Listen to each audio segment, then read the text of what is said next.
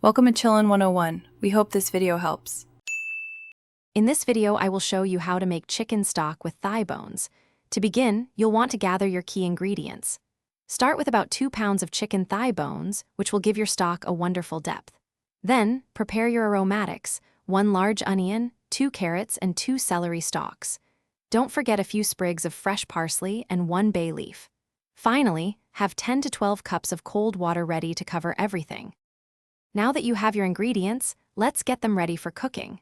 First, roughly chop your onion, carrots, and celery into large, uniform pieces. There's no need for precision here.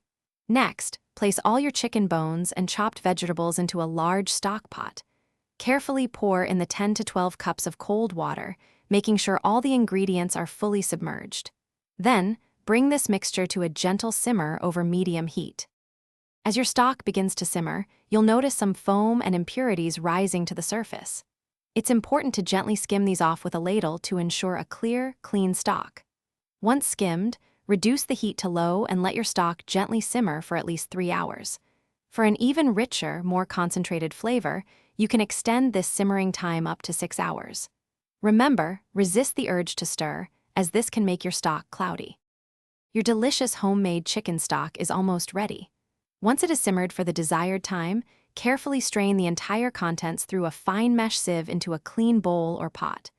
Discard all the solids, including the bones and vegetables. Their work is done. Allow the stock to cool completely before transferring it to airtight containers.